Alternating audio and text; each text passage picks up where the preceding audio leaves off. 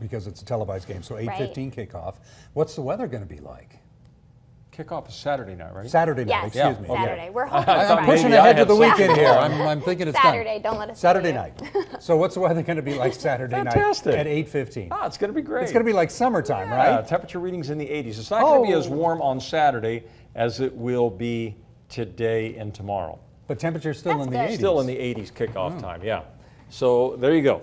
Hey, there's a little bit of monsoon flow hanging out around portions of extreme southern and central Idaho. Watch here over the Stanley Mountains. Look at that. Did you see those little passing showers, isolated thunderstorms? We're not getting any of that activity here in the southwestern part of the state for sure, but maybe right around the Owyhees, there may be a couple of isolated showers here this evening.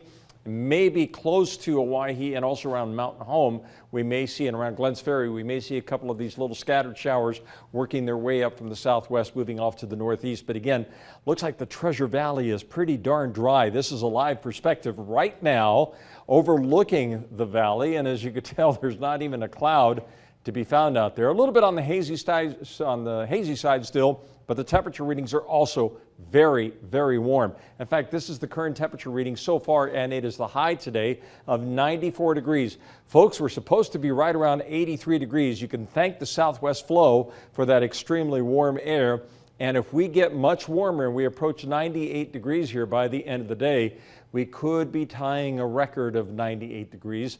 I don't think we're going to get that warm, but it's still just kind of a marker. Anytime you see temperatures within 3 to 4 degrees of record highs, that is an indication there's something in the atmosphere that's driving this heat, and that something is indeed that southwesterly flow. You can see the moisture coming up right up here from the south. Now, let's talk about cooler conditions in the days to come.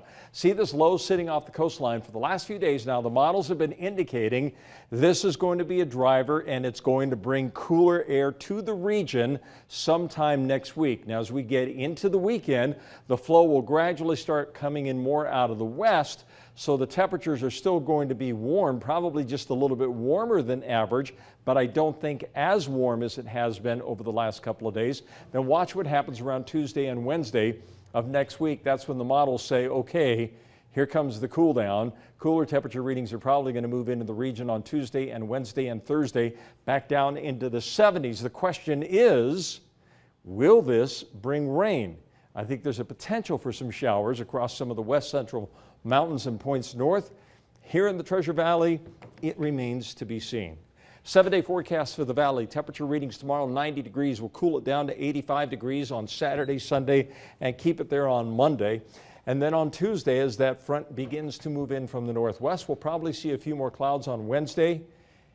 Maybe a slight chance of a shower. I wouldn't hold my breath, but at least we'll be able to enjoy temperature readings in the 70s for daytime highs next week.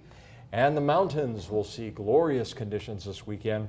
Lots of sunshine, with temperatures in the upper 70s for daytime highs, and maybe a chance of some showers around Wednesday of next week as that low swings in. So we're still keeping our fingers crossed for next week. It's still just too many days away, but the models are still insisting it's coming. How strong will it be remains to be seen. All right. Okay. Thank you, Ron.